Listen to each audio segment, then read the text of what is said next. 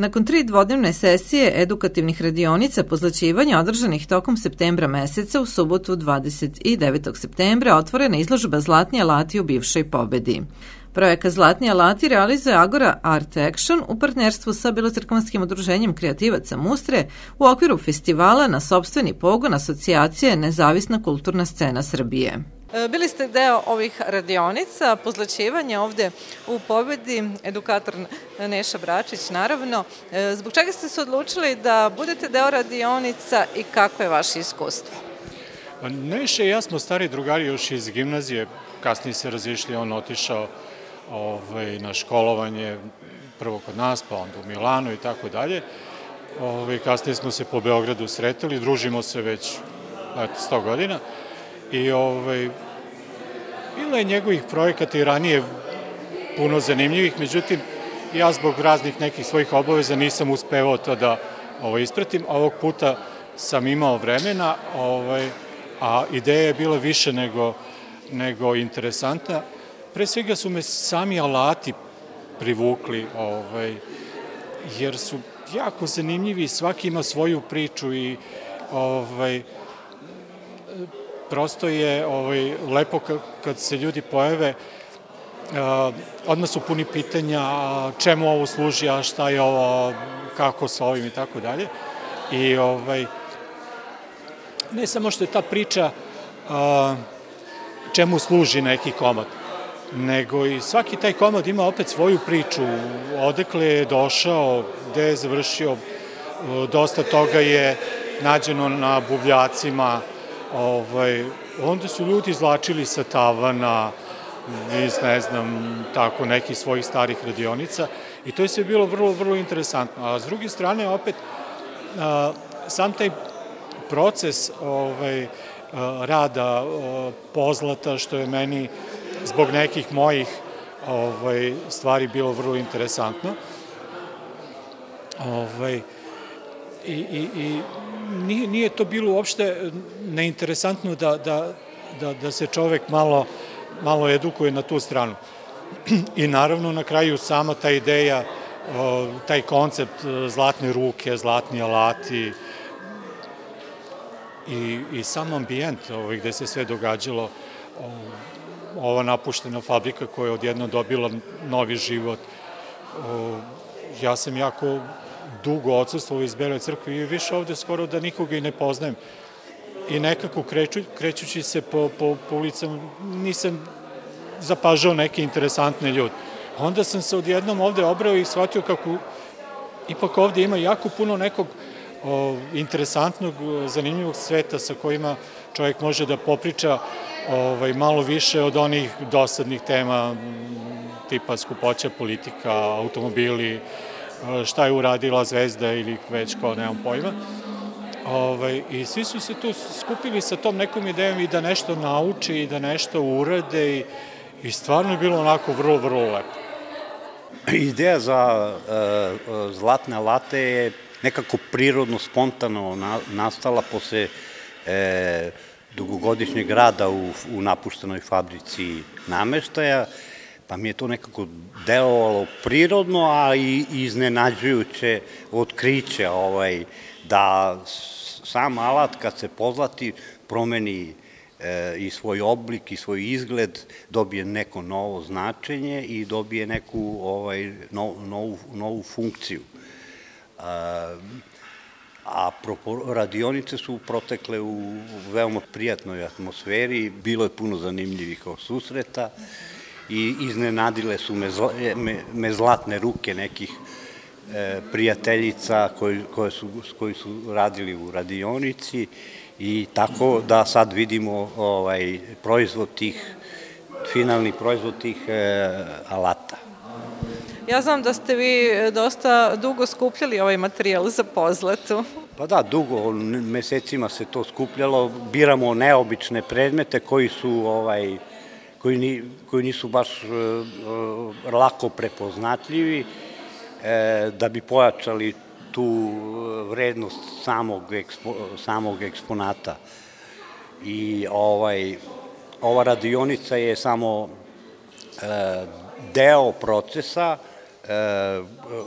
i i pozlačivanja i koncepta. Mi spremamo izložbu i u galerijskom za galeriju, tako da ćemo da je šetamo i Beograd i drugi gradovi već gde budemo konkurisali. Dobro, Nešo, evo, danas je ovo zvanično otvaranje ovde u Pobedi. Da li će naši sugrađani moći da dolazi narednih dana da pogledaju ovu postavku? Da, ja radim kao profesor i dovodit ću učenike, a objavit ćemo naknadno i neke termine da bude neko dežurstva, da bude izložba otvorena, koliko bude interesovanja. Ovo je 4. festival na sopstveni pogon i kao što sama reč govori, odnosno sam naslov festivala govori, naša ideja jeste da aktiviramo lokalne zajednice, da aktiviramo sve one male inicijative i stvari koje se dešavaju svakodnevno kod nas tokom cele godine, a da ih negde posebno naglasimo i prezentujemo tokom meseca septembra.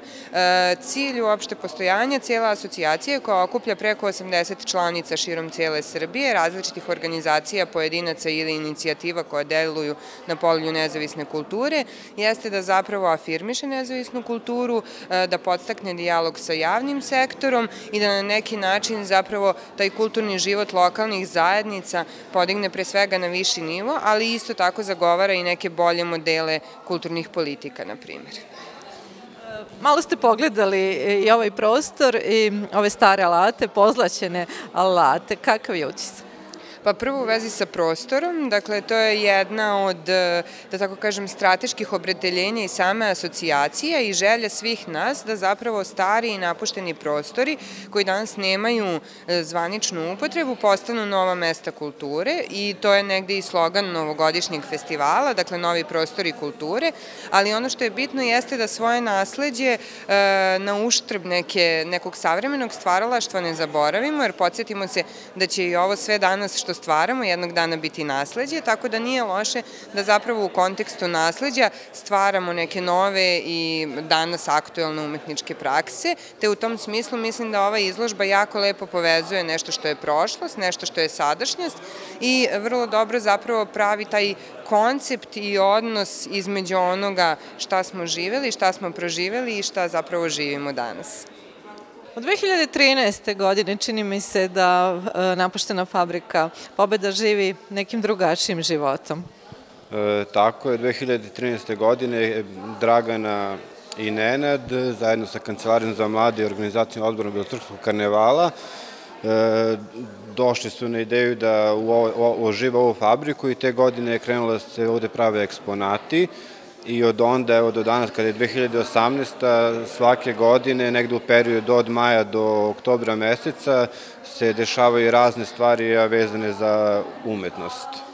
Danas izložba Zlatni alati, čitav projekat traje mesec dana, znači svakog vikenda u septembru mesecu Belocrkvani su dolazili u ovaj prostor ovde i kroz radionice pozlaćivali ove stare alate i proizvod toga je danas ovde pred nama.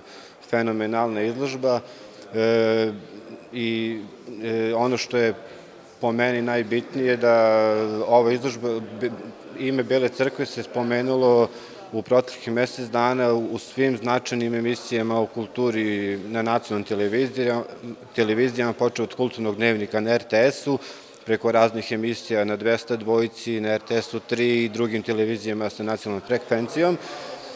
Opština Bela crkva je, kao i proteklih godine, ove godine podržala Udruženje Sarava i na neki način su, ajde da kažemo, koorganizatori cijele ove radionice. Dosta je posećena izložba, možemo primetiti večeras. Jeste, kako se zove, i većina posetilaca ovde učestvovali u samoj radionici i došli su i da vide na kraju krajeva kako je to ono što su oni napravili izgleda u jednom ovakvom ambijentu. Šta više, odlična posećenost, evo imamo tu goste iz Beograda, imamo studente, imamo starije Belocrkvane, fenomenalno. Nadamo se da će izložba nastaviti da živi svoj život, da će i drugi naši sugrađani imati priliku da je pogledaju. Takođe čuli smo od Neše, nadamo se da će izložba gostovati po nekim većim gradovima. Tako je, otvaranje ove izložbe je planirano za pobedu zbog toga što se čitav projekat nezavisne kulturne scene Srbije odnosi na zapuštene prostore, to je na oživljavanje nekih prostora koji nisu tipični za kulturne dešavanja, a ovo je tek početak izložbe, znači u toku cijele zime će i Dragana i Nenad sa svojim saradnicima raditi na izložbi i u planu je da već od proleća sledeće godine krene turneju po Srbiji i očekujemo i u našoj Beloj galeriji ovu izložbu, nadam se već na proleće. Izložbu Zlatni alati publika će moći da poseti do 6. oktobra.